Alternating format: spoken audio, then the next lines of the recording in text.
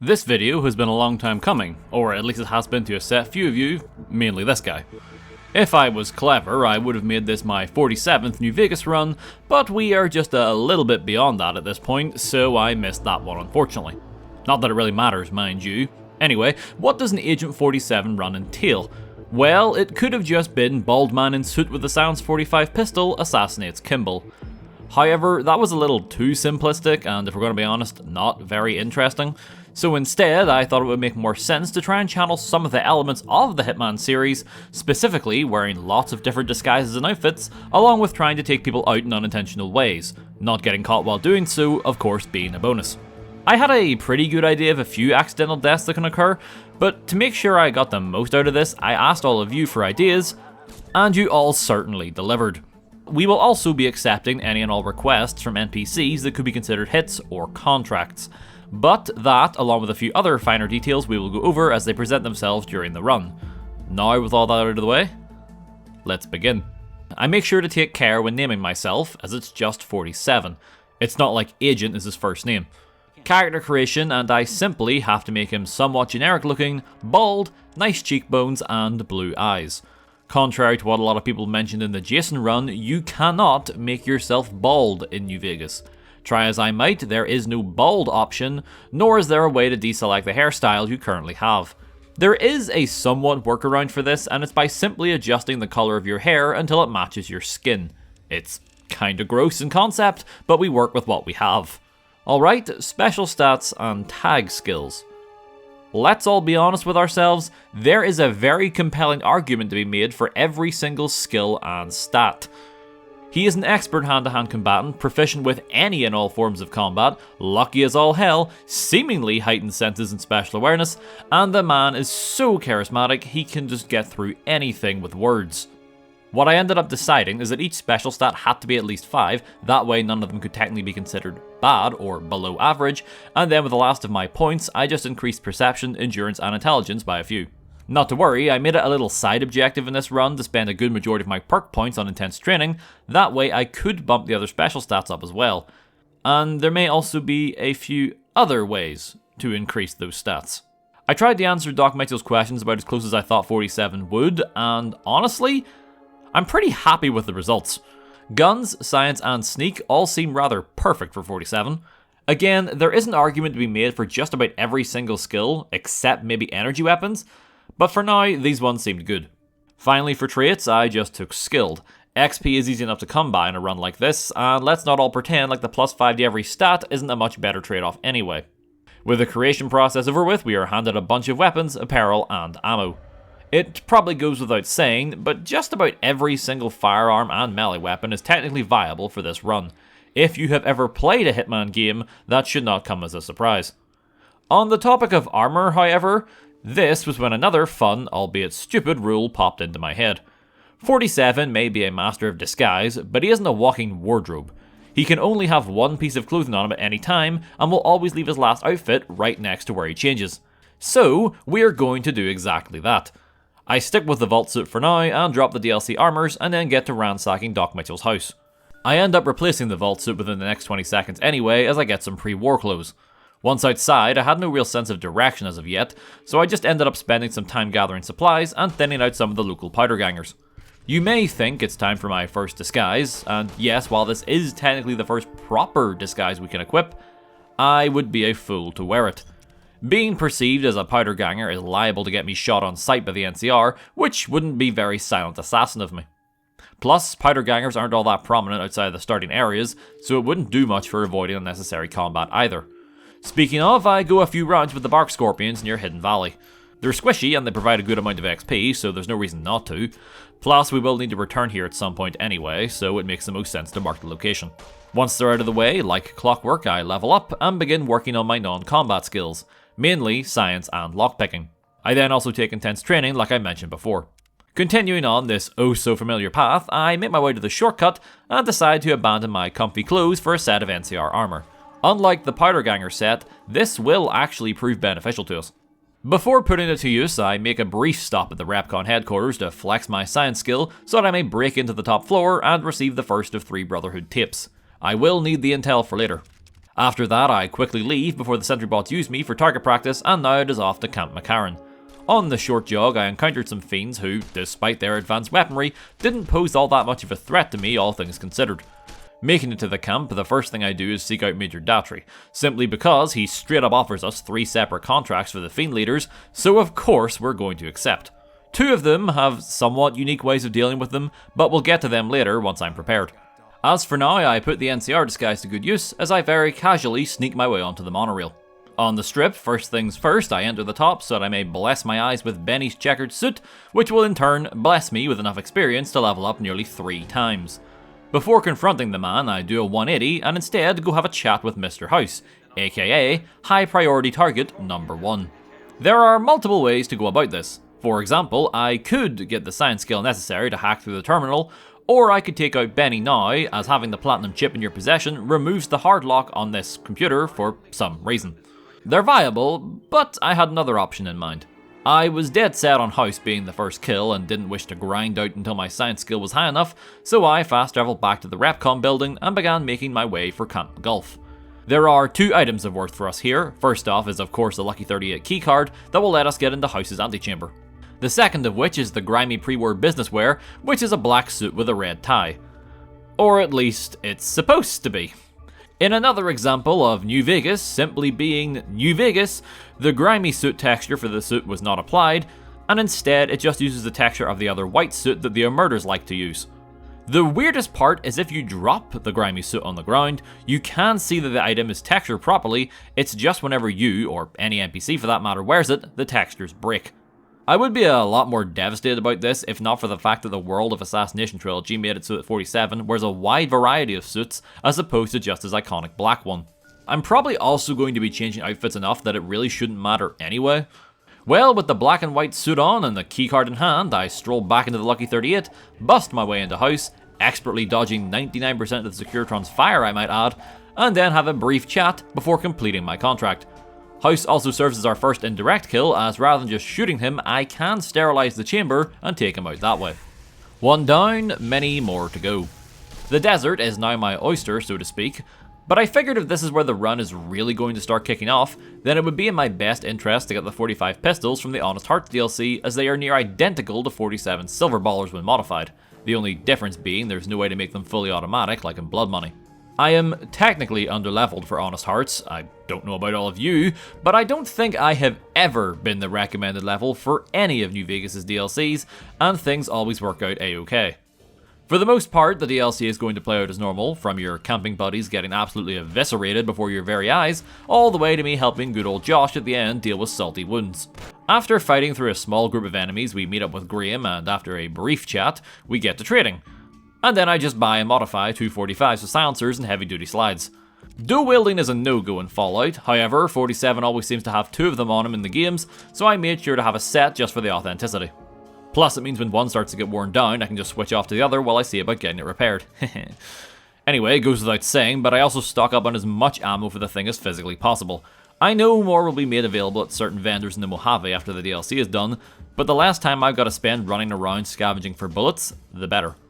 There's not a lot of opportunities for unique or interesting kills in Zion, considering most of what I'm fighting is tribals and the occasional gecko. I didn't even encounter any of the Yagwai in their caves, although to be fair I was purposely sneaking around so I could avoid them. The only real difficulty of this entire DLC was the random, albeit expected, crash when trying to exit a random cave. But that's not a DLC specific issue, so we'll not count it. By the end of this I am at level 10 along with maxed out lockpicking and science. From this point on, my focus will probably shift between guns for more damage, which is always handy, along with repair, explosives, speech and medicine. Majority of which are for singular skill checks at various points in the run. I also grabbed the finesse perk for good measure, it's definitely one of the better perks in the game. Plus, it doubles down on our whole increasing specials as much as I can, considering the game literally says it's the equivalent of taking 5 extra points in luck. I would say I got use out of it right away in the final encounter of the DLC, but I'm not going to pretend like the graham cracker doesn't do most of the work. With that, we just have to sit through a slideshow, and then before we leave, we are gifted with the infamous chest filled with all of their clothes. Well, it also includes Joshua's unique 45 pistol. Now, I was going to use this as it does have a higher damage rating than that of the base 45, but it can't be modified, and that means no silencer, so that means no go. Swapping my current outfit for Josh's attire would have also been a great move given its added defense and crit bonus, but I preferred my suit, so I just opted to leave everything in the chest as I made my way back to the Mojave. Now that I have my weapon of choice, I'm kinda all good for my prep, at least for now, so it was back to the tops to confront Benny, although not how you might think. Sure, I am able to persuade Swank to let me up to Benny's suite and from there meet Yes Man and report his schemes. This will then offer up the opportunity to have Benny sent to his room alone and ripe for the assassination. It is fitting, but like I said, if the option exists to deal with the target in a more creative fashion, we're going to take that, and that's exactly what we're going to do. Swaying Swank to my side allows me to keep all of my weapons from now on anytime I enter the tops, so being secretly armed to the teeth, I confront Benny and agree to meet with him, all the while being completely aware he will not show. Heading to the fake meeting has Benny send in his woefully four unprepared goons, while he makes a mad dash for the fort where he will inevitably be captured by Caesar.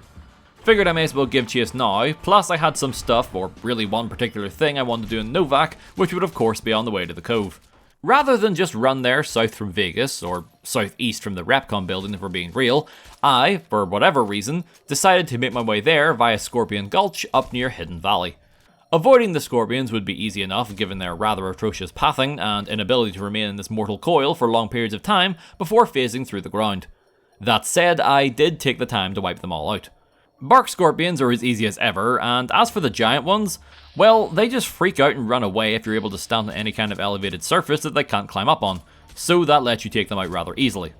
Also, I could just cripple their legs if they get too close for comfort, which will allow me to stay out of their effective range long enough to finish them off. I pop out near Helios 1, and from there it's just a short jog up to Novak, where in which I can meet up with Boone and very quickly accept and complete his contract by dragging Jeannie May out in front of the dinosaur so that he can show her how wonderfully her brain matter contrasts to the moonlit sky.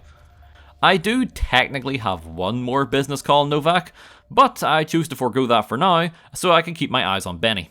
There's not much on the way to the Cove other than geckos, something which I became a master of killing during my adventures in Zion. Approaching the Cove and I make a quick pit stop. No assassin is complete without a long-range alternative, and very few weapons are more iconic with the profession than sniper rifles. Unfortunately, portable briefcase snipers are not a thing in New Vegas, so we will just have to make do with something else. Normally, my go-to sniper of choice would be the anti-material rifle because, let's not beat around the bush, very few things can survive a stealth critical from that monster. That said, I know I do tend to use it quite a lot in runs without weapon restrictions, so for today I wanted to go with something a little different. Plus, it's going to make use of that 100 lockpicking skill I power leveled. Just before the Cove in this very hard chest, we can find the Gobi Campaign Scout Rifle. It's a great alternative to the anti-material rifle, plus anytime I read the name all I can think of is that camel you abuse in Banjo-Kazooie finally having enough and getting his own back. Whoa! I don't use the gun to wipe out the Cove, but rather I swing around to the right until I'm positioned up into this other ridge in which I can unlock the back of this truck, which then causes barrels of the most toxic radiation known to mankind to roll down into the camp, killing every single Legion soldier except the designated boat paddler. Admittedly, it is also very fun to just sit here and watch them all come to investigate, one at a time, as they all just begin to fall like a stack of dominoes.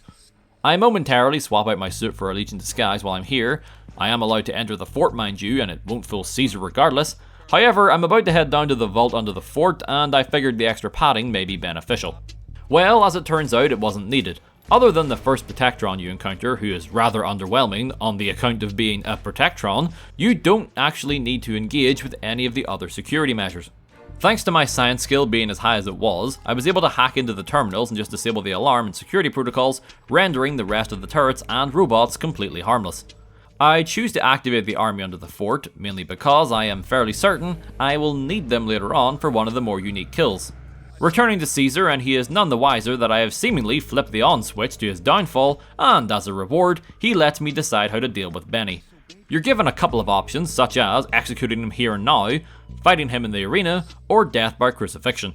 I decided to go with the last choice simply because, and say it with me, it was the most unique. Caesar is most pleased with my efforts, and as such, he sends me off to recruit the boomers. This whole song and dance plays out like normal. Repair the panels, use Laurel's funky radio majigger to annoy the ants so they explode, and then go and do something else while your character stands completely motionless and listens to Pete. The only task I couldn't do yet was assisting in Jack's love life. I didn't meet the speech requirements to get him to open up, nor did I have the confirmed bachelor perk yet. Kind of ironic seeing how one of my main goals was to do his quest, so doing it is non-negotiable in my eyes. It's not a huge issue, I'll simply need to get enough XP to level up one more time and dump all of my points into speech. Brazenly running around the map and killing things would be an efficient way to do so, but I'd rather go for a different approach. It was time to pay the Brotherhood a visit, which meant grabbing the final 2 Hulu tips just outside Nellis and Black Mountain respectively. This was where I finally got to properly use the new sniper rifle. Don't know what else to say, but it's very good. Oh, I also leveled up in the crater after dealing with the last centaur, so if I wanted, I could have returned to Jack right away, but I figured I'm already here, so I may as well see it through. That doesn't sound like me. Of course, I am momentarily kidnapped by the Brotherhood and sent to go deal with the Ranger. This is one of the reasons I've been increasing my explosive skill. Honestly, not sure what the threshold is for the option to appear, but thankfully mine was high enough that whenever I was able to sneak into Dobson's bunker while he was away, I could rig his radio to explode. For good measure, I did make sure to come back and hide in the entryway so that I can confirm the kill. I report my success to the Brotherhood for this and the 3 secured hull tips, and then got to work planning their downfall. Self-destruction would of course be on the cards, but I wanted to make sure I could wear power armor first, just on the off chance I had the opportunity to use the set as a disguise. Fastest way to do that is to side with Harden, plus he puts a hit out on the Van Graffs, so by virtue of that second point alone, he gets my vote. I spend some time doing the seemingly random and annoying virus catching side quest, learn the info and then oust McNamara from power, and bring about a new, albeit incredibly short era for the Mojave chapter of the Brotherhood. This then leads into the aforementioned hit, which is of course very easily carried out by simply asking for a job and then being the worst guard in existence as we let the bomb-shaped man through the front door. That means the only member of the Van Graffs we have to take out ourselves is Simon, which I do with a well-placed headshot from the Silverballers. Returning one final time to Harden, and he congratulates me on a job well done and grants me membership status along with a suit of power armor and training for it. I always assumed that the set he gives you was marked as a Brotherhood disguise, but after quickly equipping it, it seems that is not the case. In other words, it's kind of just dead weight to me, so I just leave it here and continue in my suit, at least for the next few moments. Like I said, I could just set the base to blow and serpentine my way through the barrage of laser fire to the exit, but I wanted a stealthier approach today. First off, I returned to the entrance and sneakily hacked my way into the turret's targeting computer, changing it so it attacked the rest of the Brotherhood. This was essentially a backup plan should my cover get blown. As right now, they are unaware I am the one who altered the turrets, therefore are not hostile and will be focusing all their attention on those rogue turrets. The turrets are also designed to be strong enough that they can wipe out like 90% of the Brotherhood on the top floor, so again, should I be spotted, I will have a much easier time making my escape. Down in the computer room, I have no need for the codes as my max science skill allows me to hack into the self-destruct terminal directly. Before I do, however, I make sure the coast is clear, close the door, and then silently dispatch Head Scribe Taggart for his robes. It is very important that we do not put these on right away. This is because of the way activating the self-destruct works. If we were to push the button while wearing his robes, even though we would be disguised as a member of the Brotherhood, everybody would still immediately know we were responsible and become hostile. So what I have to do is push the big red button, get the pop-up telling me I have been a bad boy, and then sneak over and put on Taggart's clothes. This effectively then resets my standing as I am now disguised, and I am free to leave the base while no one questions the alarm that is blaring throughout. I walk out for no other reason than dramatic effect, and just like that, the Brotherhood has been successfully and stealthily wiped off the map. The only real downside of this whole thing is I've now lost my suit in the base's destruction, so I'll need to find a replacement. I could just keep wearing the scribe robes, but honestly, I'd rather not test its limits. I have no idea if it makes the Legion and NCR hostile towards me, and I don't exactly want to find out. I returned to the tops in the hopes that I could swap it out for one of the suits that the chairman who attacked me earlier were wearing, but it seems I am too late and the janitor has already removed the bodies. It's a shame, but oh well. While I'm here, I also send Yes Man over to the Lucky 38, and since I already installed the upgrades at the fort and am in possession of the Platinum chip, I decide to sit through the demonstration. Y'all probably figured this out by now, but I am playing all 3 sides in this run-up until the point of no return, in which I will then swap out to Yes Man. Doing things this way allows for the most amount of potential assassination style missions, so felt like the most fitting. Not much more to do with Yes Man until the end, so it's going to be back to the Boomers to finish up their quests, as after all, both the NCR and Legion want me to get on their good side, so I really can kill 2 birds with 1 stone here. Also, I got a new outfit from inside one of the closets in the Lucky 38. Was hoping for something snazzier, but I'm pretty sure I've seen 47 rock the classic t-shirt and jeans combo before, so this works. Considering I have the skill points to meet the check, I follow up with Jack and get to sorting out his love life, which has some explosive results. Real talk, I actually followed Janet back to Nellis in the hopes of catching the fireworks show, but instead her character model just despawned and a new, albeit shorter one appeared further in. A tad disappointing, but okay. After this, I get some more use out of the goby as I go crab hunting, before finally raising the bomber and choosing my words incredibly carefully as I inform both Crocker and Caesar that the boomers have agreed to work for me. Things got weird when I tried to report the news to Caesar. Don't misunderstand, I shared the news. However, whenever I arrived, the NCR radio ranger also came with me, and thus a fight started between him and the Legion. Normally this would be very one-sided in the Legion's favour. Unfortunately for them, they did not count on the fact that the Ranger was stuck in some sort of time paradox and just would not die. This game is perfect for all the wrong reasons. Anyway, they somehow managed to hit him enough times that he seemingly got phased through the ground, as while he was still nearby according to the game, he was absolutely nowhere to be seen. For what it's worth, he did end up showing up later, no worse for wear. In terms of the main quest, I have two objectives, one for each major faction. I am to deal with the Kings by any means necessary for the NCR, and as for the Legion, they wish for me to strike up a friendship with the White Gloves. I'll get to them soon enough, but throughout the prep for those quests, I decided to sprinkle some smaller contracts within. First off, I got around to dealing with Cook, Violet, and Driver Nephi for the NCR. Violet's nothing special, simply just snipe her and her friends from a distance and your job is done before you know it. Things do get a little bit more interesting with the other two though. Still making use of the sniper for Cook, but rather than blow his brains out directly, I decide to let his men have that honour as I take up my position out of sight and euthanize his favourite Brahmin. This will then send Cook into a frenzy, wildly attacking his own men. He may be stronger than them overall, but they most certainly have strength in numbers, and as a result, they're able to put him down. Fortunately, Cook does manage to take out a good chunk of them for me during the scuffle, so I need only get my hands mildly dirty. Finally, Driver Nephi. Now, I could just snipe him from a distance and be done with it. In fact, it would be easier than the others given that he only uses a golf club and has no ranged alternative. That said though, I went for something I have never tried before. Actually asking for the assistance of the first Repconn snipers.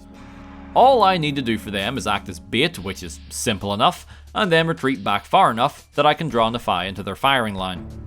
Unsurprisingly, the multiple snipers make incredibly short work of the overly enthusiastic golfer. They do completely destroy his head though, so you cannot retrieve the full bounty from the major. Turns out that doesn't matter at all, as the snipers will pay you personally for letting them get their revenge, and they end up giving you more money in the end, so it all worked out for everyone. As I was in the Vegas area, next up on the chopping block was Pacer. Sure, peaceful negotiations with the Kings is very straightforward and easy, but this is much more fun. There's a few ways to go about this, like any contract. Simply killing him here and now is an option, but that would heavily implicate the NCR and technically fail the quest, and we're not about that. Of course, there is also the Van Graff's method, but that won't be happening for reasons. So what that leaves is the more technical route, which I enjoy. It's well known that Pacer has a jet addiction, so there's an option to spike his supply and kill him that way. However, the supply won't actually appear until we head on over to the follower's base, where we can then secure his medical records and learn that he has a pre-existing heart condition. With that info in our noggins, we can return to the Kings and slip our hand between his legs to spike his jet supply with some psycho. Him huffing this down, coupled with his heart condition, is an instant kill that seemingly turns his bones into water.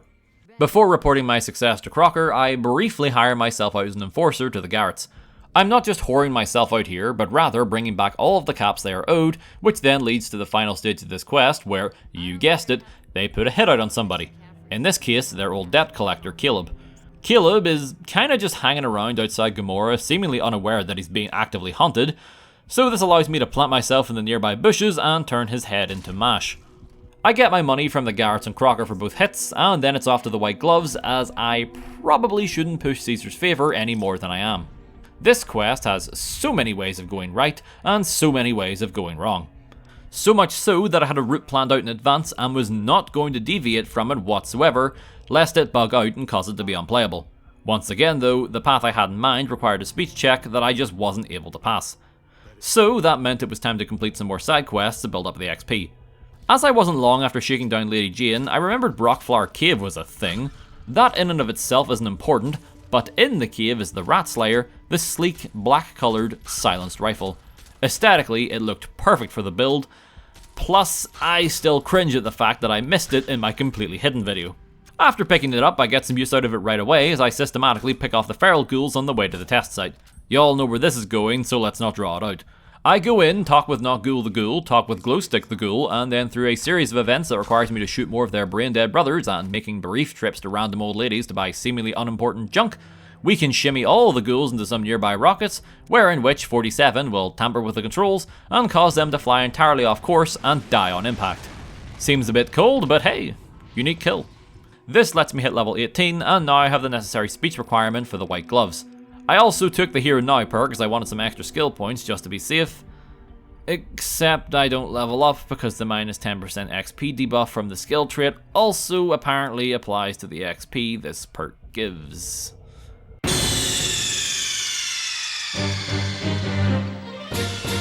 You idiot!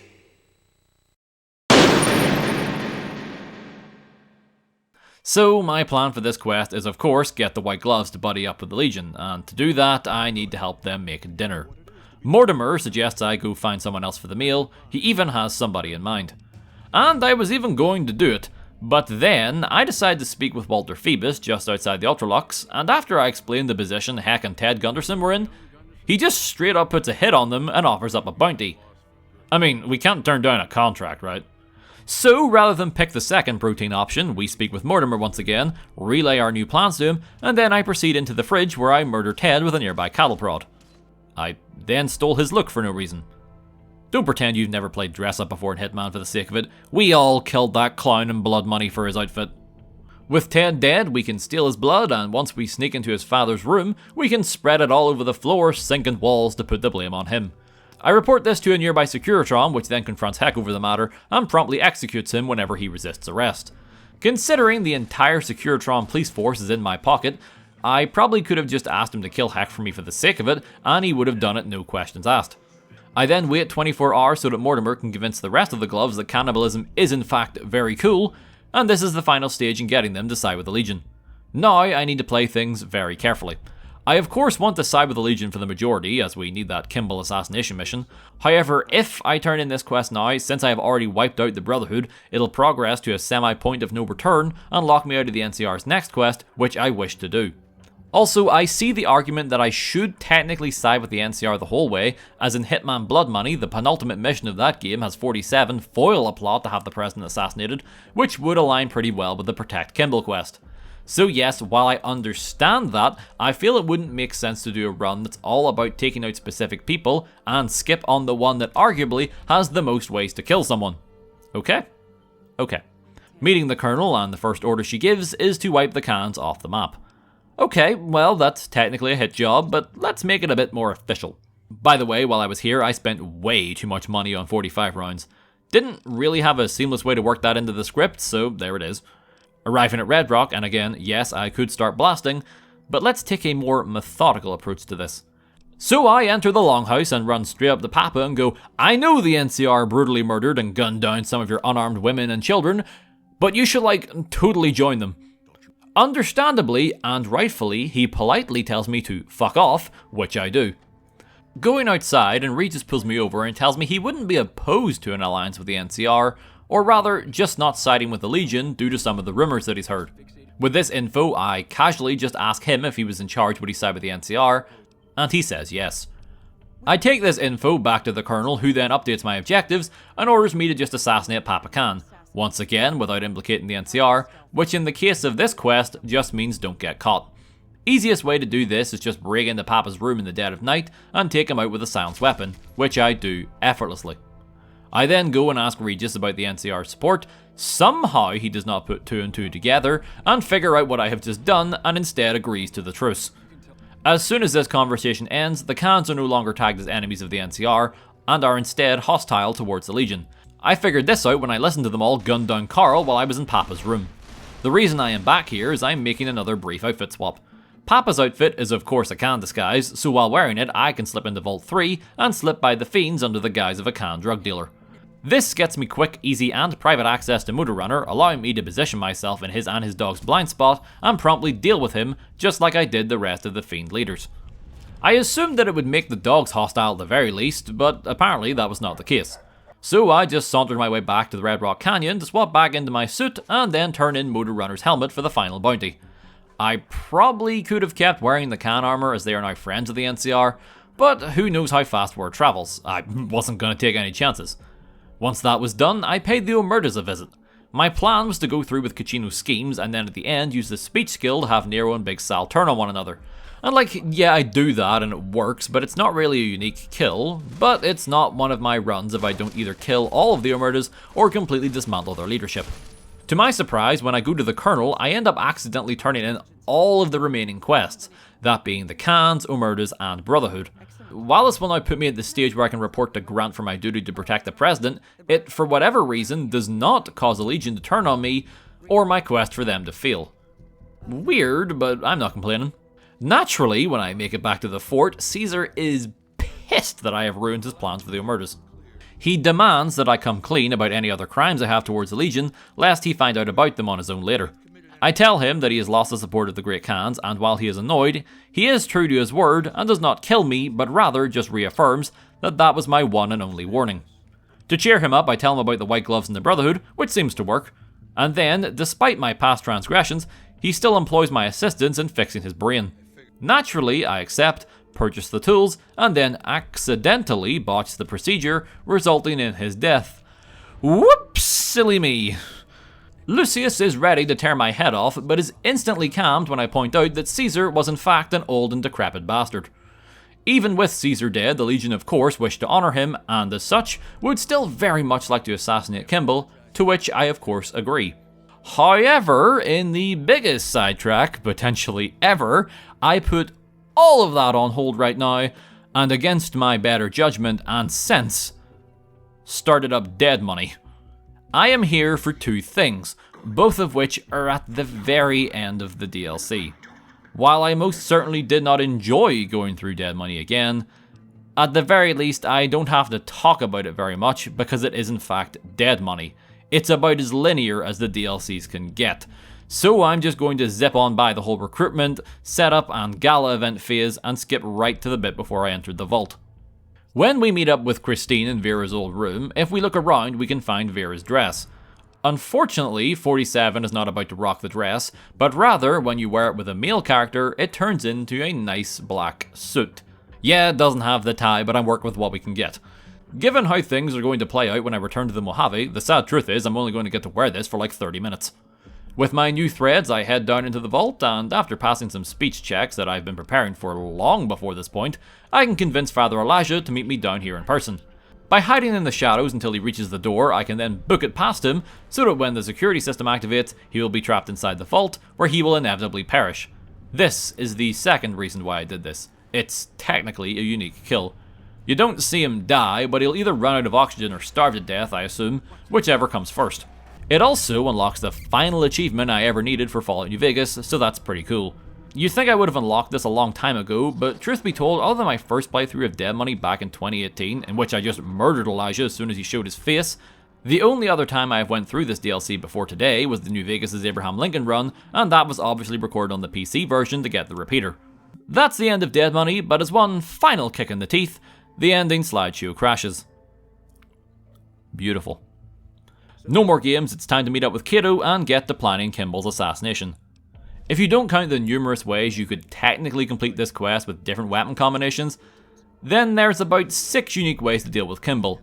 Which one did I choose, you may ask? Yes. 2 different methods of assassination can be executed with a nearby anti-air cannon. Fiddling with the controls before speaking with Kato, and you can actually just alter its targeting parameters, causing it to blow Bear Force 1 out of the sky. Fucking love that name, by the way. Second option, if you are still inclined to use the turret's explosive capabilities, but would rather the quest last more than 60 seconds, is to rig the cannon to explode. This will then happen at some point during Kimball's speech, killing him and everybody else on stage. You will begin to notice a trend that a vast majority of these options all deal with explosives, and 3 and 4 are no different. If you had the foresight to bring some C4 along, you can stuff a block of it inside of Private Watson's hat and then get him to wear it. Naturally, you can then just detonate the explosive whenever you wish once he's within range of the president. Whipping out your detonator in full view of everybody will cause them to panic, so maybe keep that in mind before you decide to create a scene. Option 4 requires a high enough speech skill to convince the world's second worst guard to let you see the president's vertibird up close. If you have an explosive skill of 50, you can get a bomb from Kato beforehand, strap it to the vertibird, and then once the president leaves after his speech, sit back and enjoy the fireworks. To shift away from the explosive finish, you can also just take a leaf out of the Legion's playbook of how they try to assassinate Kimball if you're on the opposite side of this quest. What I am referring to is heading up to the vantage point on the nearby watchtower, dealing with the ranger sniper, and then setting yourself up when Kimball arrives. Any long-range weapon would technically be viable for this. Even the ranger you had to get out of the way has a trail carbine that you can put to good use. I decided to go for the Rat Slayer, simply because I like the look of it, and it also comes with a silencer, which is an added bonus for being able to get away unnoticed after the fact. Finally, I saved the best for last, as it's my personal favourite way to complete this quest, as it is the one method that can most definitely be chalked up to an accident with zero foul play. Before telling Kato you are ready, head inside the visitor centre and interact with the terminal where you would normally meet with Ranger Grant if you were siding with the NCR. Once you manage to hack your way in, you can update the flight control path. After doing so, simply head outside, and then behold as Bear Force 1 spirals out of control and crashes into the dam. After you've had your fun and played Assassin's Roulette, return to Lucius and complete the quest. Now I can head straight for the final battle, but this is where we say goodbye to the Legion and make a last minute team switch to Yes Man. Keeping the NCR disguise from the last quest, we head on down to install the override chip in the El Dorado substation. Now we can begin the final battle. With the NCR disguise still equipped, we can just blend in with them as we all cut our way through the Legion's forces and into the dam. I keep my cover intact as I pass a speech check to get rid of the two heavies guarding the door, and then let Yes Man do his thing. A few more Legion soldiers are in the way, but they're nothing to me at this stage, so once I brush them aside, we power up the dam, and now it's time to go back topside. I would have swapped to a Legion disguise before heading back outside, but I forgot that you cannot loot the outfits off the cannon fodder Legion and NCR troops in the final quest. No matter, as soon as we're back out, I just simply snipe the first few Legion who emerge on the other side of the walkway. At least one of them will be a Centurion, whose armor you can in fact swipe. Swapping to this, I can now just walk all the way to the Legate without anybody bothering me. I'm not going to persuade the Legate to leave, as that just doesn't seem fitting. But as there isn't any real unique way to kill him, I just go for the old tried and true stat of putting all of my explosives in a pile and hoping for the best. The only reason I had so many was in case I ever wanted to reverse pickpocket somebody, but there was never really any point during the run where that was necessary. One final interesting glitch occurs here, and it has to do with the Legate himself. Due to me siding with the Legion all the way to the end, the Legate at first recognizes me as a member and begins the conversation he would normally have with the player inside of his tent if you were going through with the Legion's side of the dam assault. It even ends with a fade to black like it normally would before the quest starts, only now it just fades right back in afterwards and the normal dialogue for this quest starts. I coax him into a duel and then immediately lure him to the small pile of explosives which I trigger with the C4 detonator. Shockingly, this somehow does not kill him, even though he got flung out of the arena at Mach 4. After about 15 seconds, he reappears, seemingly out of nowhere, and begins rushing me down again. His AI is very confused by the ordeal, and he ends up running back to his starting position before trying to attack me. This gives me enough time to get in a few shots and VATs to lower his health to just a sliver, and then 2 more normal shots to the head put the Legate down for good. All that leaves is General Oliver, and this is the reason I made sure to activate the Securitrons under the fort. With this much opposition, Oliver and his handful of Rangers are powerless to stop you, so after a bit of back and forth and a few speech checks, we can order Yes Man to throw Oliver over the dam, although it's more of an uppercut if we're going to be honest with ourselves. After having his fill, Yes Man comes down to congratulate me, finishing the game and proving yes, you can indeed beat Fallout New Vegas as Agent 47. I don't think I have ever played New Vegas like this before. Like, that was so enjoyable to me that it honestly feels like it's breathed new life into the game. I am so thankful to everybody who suggested the run, as well as those who helped with listing up all the indirect kills you can do. I definitely would have missed a few of them otherwise. I wasn't sure what's going to be next. I wasn't even clever enough to hide some hints to a different run in the video. I haven't played Fallout 4 in a while, so maybe that? Actually, now that I think about it, I have a lot of the footage still lying around for that Caltraps run that I started last March. Might not be the next video, but I really should get to that sooner rather than later. Regardless, that's going to be the end of this challenge video. If you enjoyed what you saw, consider giving the video a like. If you're interested in more challenges in the future, feel free to subscribe as I try to run these videos out fairly frequently. My name's Nerbit, stay safe everyone, I'll see you all in the next video.